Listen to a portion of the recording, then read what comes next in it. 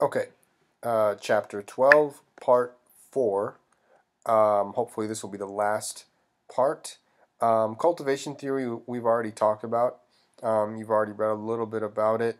Basically, cultivation theory is a theory of TV effects, which says that the more people watch TV, the more they will see real life as a reflection of the TV life, the TV world. In other words, the more people watch TV, the more they will begin to think like the TV. Their perceptions of reality will change to reflect the content that is in the TV.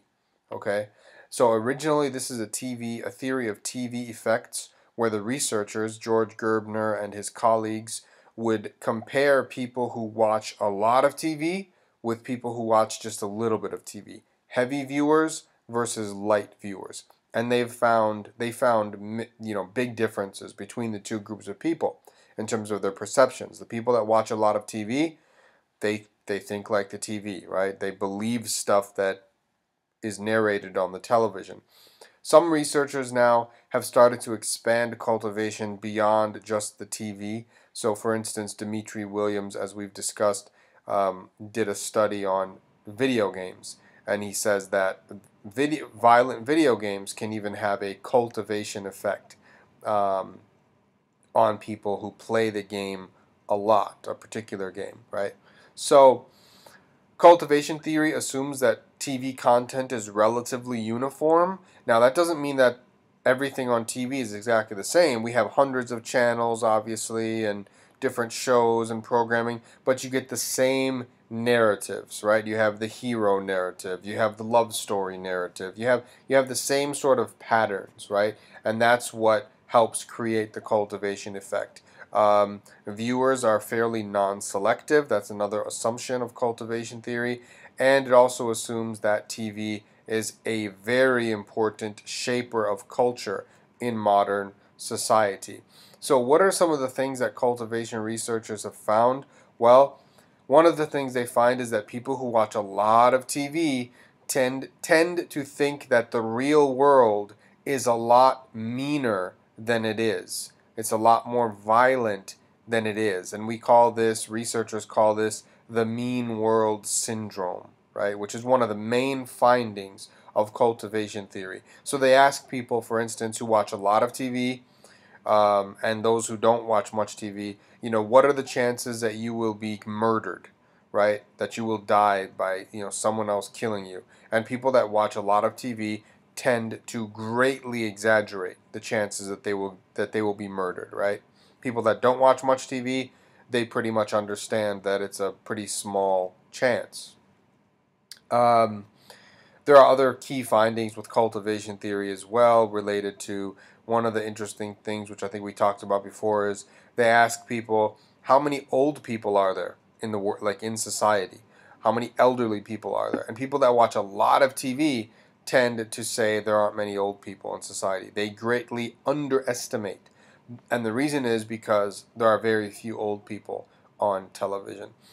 Now, we talked about agenda setting, and we said that agenda setting assumes that although media don't tell us what to think, they can tell us what to think about. Well, media framing says that media can actually tell us what to think. Okay? So, a media frame refers to the way a particular message is packaged. Okay? The way a particular message is presented and packaged. So you can have a message, and it can be essentially the same message, but it's presented in two different ways, right? To frame is to highlight certain things in a text as in such a way as to promote a particular problem definition. So I can talk about a death, for example, or a killing. I can talk about a killing as an act of self-defense, or I can talk about it as an act of murder, So there are two different ways. There are many different ways, actually, to talk about a killing. So, or anything else. So you have options when you present information, when you package a message. And that is what that is what we mean by media framing. And depending on the way a message is framed, people will think about the message differently. They'll evaluate the actors that are being talked about, right, differently depending on how something is framed. We've talked about that already, so that's kind of a review for you. The culture industry, another important idea, or really a set of ideas. The culture industry is associated with the Frankfurt School in Germany, in around the mid 20th century, and the Frankfurt School, people like Horkheimer and Adorno, they were extolling the greatness of high culture, symphony music, classic literature, fine art, and they said that modern mass culture is actually making us stupid. It's dumbing us down. Right? This is back in the 1940s. So they said movies and magazines, and they're promoting frivolity, triviality, right? Sensationalism, and it's dumbing us down. Obsessing about celebrities, right? They talked about the obsession with celebrities. So they called this the culture industry. And they said that modern nation states, political leaders, are using the culture industry as a tool to distract and ultimately dominate people. This was their basic argument. We're no longer sophisticated. We're just distracted, and we watch movies and we obsess about celebrity. Now, this is 70 years ago. I think today one could argue that this argument is even stronger today, as popular culture has been in many ways intensified. Political economic theories represent a very different and important set of approaches to the study of the mass media. Political economy looks at media performance in light of political and economic structural constraints, right? So, what is the relationship between the media and the state, the government, and the economy? That is what the political economy of the media is concerned with. So, political economy, the work in political economy, tries to locate the media system within the government political makeup of society, and it discusses the relationship between media and government, right? And that represents a political economic approach. So, for instance, Durham, these are just some definitions of political economy, right? Just to help you understand better. But here's an example, or a couple of examples of political economy. We talked about Herman and Chomsky. That propaganda model that they present is an example of a political economic approach. Okay, they're thinking about what constrains the media system, the structural constraints that exert themselves on the media system. And these constraints, the filters that they talk about. Remember, we talked about those 5 filters? They say we don't see anything in the news except that it has passed through 5 different filters. So we only see the news that is fit to print after it's gone through 5 different layers of filtering. And many of these filters are what? They're economic in nature, like advertising. That's an economic, it's related to economy. And then others are related to government policy, the state, like the enemy is a control mechanism. If you remember those five filters, FLAC is related to the government, the control that the government can exert. So that represents a political economic approach. Herbert Schiller presented a thesis that he called cultural imperialism, which looks at the way American media corporations have, in a sense, taken over the world and transported American culture everywhere. So what Herbert Schiller says, who is an American sociologist, he says, although there's not official colonialism anymore, right, and official imperialism where countries occupy other countries, I mean, that still happens, but it's less now. It's sort of frowned upon, right? As opposed to, back in the age of empire and imperialism when that sort of thing was commonplace. Now, instead, the domination is soft rather than hard. It's not hard power, it's soft power via culture. So he says cultural imperialism is what is important in the modern era. And in particular, he's concerned with American media corporations, right? So he'll give examples in his work. If you read the work presented by Schiller, he'll tell you that, I just wanted to see what was coming next. He'll tell you that, you go to the mall in some other country outside of America, right? Like in the Middle East, and it's like, like I could give this example. Like when I go to the mall in Egypt, it's like you go to the food court, Burger King, McDonald's, Kentucky Fried Chicken, Pizza Hut, Domino's, Papa John's, Dairy Queen, Baskin Robbins. They're not exaggerating. Those are all in the food courts and the malls of Egypt, right? So and many others, Hardee's. I mean, I could go on and on and on. So that's what Herbert Schiller would say, is that these corporations, now they're not all, now part of it is media corporations. That's a key part of it.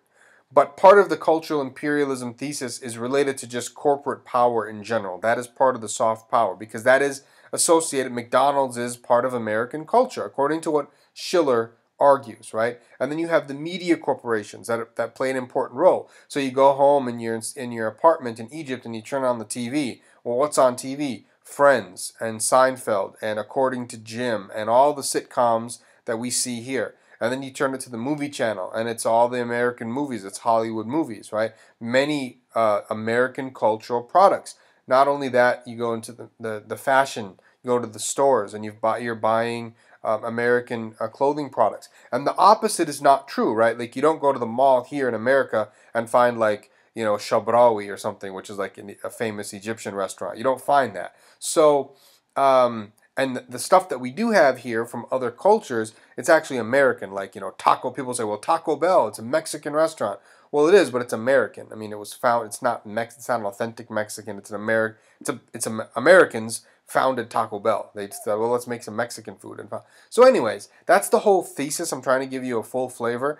It's very interesting to read about. I actually teach about this theory, this perspective in my global communication course. We spend quite a lot of time doing, reading and kind of discussing and breaking down this theory. It's an interesting perspective, and some people criticize Schiller for being too narrow in terms of how he thinks about what's happening in the world. He actually passed away now a few years ago, but a lot of people are doing research in this area, and that also is an example of a political economic approach, right?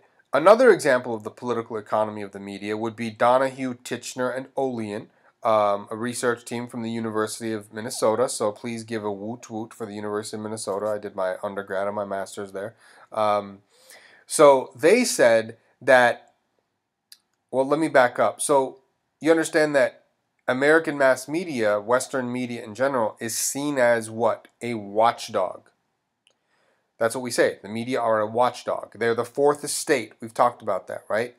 Well, Donahue, Titchener, and Olian did a bunch of research, and they said, no, it's not a watchdog. It's a guard dog. And they did a bunch of analyses that they say show that the media in this country end up guarding the government interest rather than watching the government and watching over them and sort of pouncing on them if they do something wrong. What ends up happening is that the mass media tend to, in more cases and more times than not, and as a general pattern, they guard the government interest. They repeat the official line. They guard elite interests. They guard corporate interests. So it's not much of a watchdog environment, according to the research done by Donahue, Titchener, and Olian and their guard dog model of the media. Ben Bagdikian, we've talked about him as well. That's also a political economy approach. He focuses on media concentration. That's pretty much what he does in his research and in the books that he's published. He's looking at how just a few people own the media corporations, and he talks about the effects of that. But that is essentially a political economic approach to the study of the mass media. Another theoretical perspective that has emerged really since the 1970s is this active audience approach. And there are a number of active audience theories. They're very different. They look at not what the media do to people, but what the people do with media. So it's they reverse the question. They're not thinking about what do media do to us? They're thinking, no, what do we do with the media? Why do we use the media, right? So these are audience-centered theories. They're not source-centered, okay? So it's very different. The most prominent active audience theory out there is this theory called uses and gratifications, or it's sometimes shortened in the literature. You'll see it called uses and grats, or sometimes people just write U and G. And this is an approach that looks at the uses that people get out of the media and also their gratifications for using certain media, right? So why do people use media and what gratifications are they seeking to fulfill? That is what the uses and gratifications theory is concerned with. Herzog in 1944 was interested in finding out why women were so attracted to these radio soap operas that they had. And she wasn't looking at the effects of the soap operas. No, she wanted to look at the reasons why. So this is actually, I said it takes off in the 70s, but this predates the 70s. Some of the research starts earlier, and this is in the 1940s. So this is a very innovative kind of approach, right? Now, some people criticize the uses and gratifications approach because they say it tends to ignore effects. It just kind of says, well, why do we use the media, but we're not going to think about what effects the media have on people. It's a functionalist approach, which can lead toward the status quo, not much change. It cannot easily address the presence or absence of effects. It's not really concerned with the question of effects. And it gives too much power, according to critics. It gives too much power to the individuals, and it deflects attention away from the socio-structural realities. However, people also point to strengths, that it pays attention to the individual, right? It doesn't ignore the individual. And it also differentiates between different kinds of media users, those who are passive and who are more likely to be affected, and those who are active. Another active audience theory is the mood management theory by Zillman, 1988. A number of studies have been done on mood management, and basically it's pretty simple. People try to use the media, particularly entertainment media, to manage their moods, to try to create the best mood for themselves. So if they're sad, they might watch a comedy to make them laugh, right? That's basically what mood management theory says. And this is grounded in cognitive dissonance theory. Remember cognitive dissonance? That mental discomfort that people get? We don't like that. We want consistency, right? Remember, we want symmetry. So we try to use the entertainment media to create that symmetry, right? We use selective exposure. That helps in this regard. So mood management, that's another active audience theory.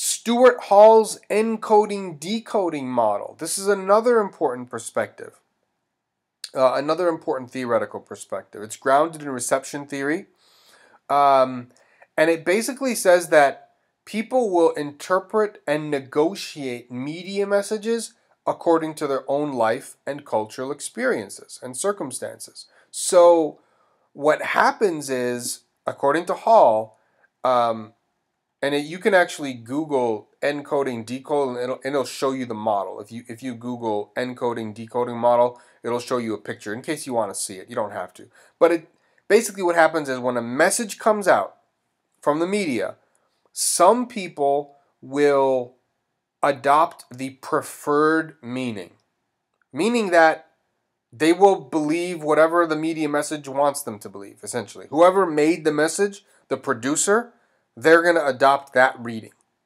okay? But then there are other people, according to Hall's model, that give the opposite. They give an oppositional meaning, right? This is why you get two people, they watch the same message, and one person is like, oh yeah, that's right. Another person's like, oh, that's a bunch of hogwash, right? So there's the preferred meaning, and there's the oppositional meaning, and then there are people that are kind of in the middle. They negotiate a meaning based on their own cultural circumstances, their own situations, their own experiences, right? So it's a very nuanced kind of theory. It doesn't just assume that messages have one given meaning, that everybody sees things the same way. So the encoding decoding model, used a lot by qualitative researchers who try to interpret texts and then try to interpret what kinds of impact the texts have had on people. Okay. Another important theory, and there's a lot, I know this is a lot, guys. We're going through a lot of theories and we're going through them quickly, but I think if you go back through this another time, some students like to do flashcards. The good thing is that with this third set of material, you only have the 4 chapters, not 5, but most of these are really straightforward, and the name in many cases like gives it away. So once you hear me explain it, and if you go through it again, I think it'll stick. And most students have done pretty well with exam 3 historically, and when I've taught this class. In many cases, the students do better on exam 3 and the final than they did on exams 1 and 2. In any case, the third person effect. Here's where the theory says people think that negative media messages like violence or pornography or whatever, things that are seen as being bad or negative, people think that those things, those media messages, those negative media messages will affect other people, right? But they won't affect themselves, you see. So people were asked in one study about the effects of pornography, and they said, it doesn't affect me, and it won't affect me, but it probably will have a strong negative effect on other people, right? People were asked about antisocial rap music. They said, won't affect me. Well, but yeah, it affects other people. So what does this assume? It assumes that there's kind of 2 components here. You have the perceptual hypothesis. People tend to believe that negative media messages will affect others more than themselves. But there's also the behavioral hypothesis. Because of this belief, people actually go to the extent of suggesting that there should be censorship.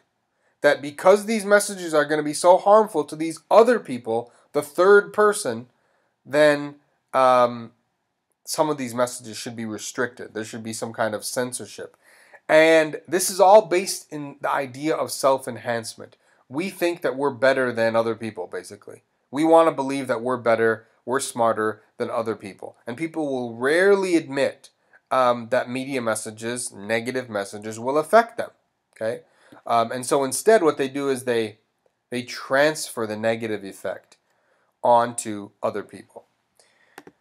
That's it. That was a mouthful. That's 57 slides and a whole bunch of different theories. But as I said, you're going to go through this and you're going to say, okay, third person effect. I mean, the title kind of gives it away, and it's really straightforward. You know, I'm not going to ask you for, like, what did Davidson or Davis in 1983 find? I mean, I'm not going to do that. I want you to know what the theory is. You should know what the perceptual and the behavioral hypothesis and self-enhancement. But most of these give the thing away. The encoding decoding model, pretty straightforward. People either adopt the preferred meaning or the oppositional meaning, or they negotiate a meaning. That last bullet point really gives it away. Mood management, pretty straightforward. The title gives it away. And so on and so forth. Uses and gratifications. So this is going to seem daunting when you go through these lectures the first time, but if you go through them a second time, and if you print off these slides, notice that my strategy is a little bit different. Like a lot of people will, and I do this sometimes with some of my lectures, where I'll just have like bullet points, like 1 word, 2 words, but I'm actually defining the stuff for you here. So if you just print off the slides, you'll be in good shape. So that's it for chapter 12. Chapters 13 and 14 are going to be coming, and I just want you to know something. I recorded chapters 13 and 14 a while ago, a few months ago, for another class. It was during the spring 2015 semester. So you're going to be listening to that lecture and you'll be like, he looks different, or he's talking about this in a different context. I might say something about that class at that time. Don't let that confuse you. Only focus on the content, like the slides, what's in the slides, okay? And let me know if you have any questions.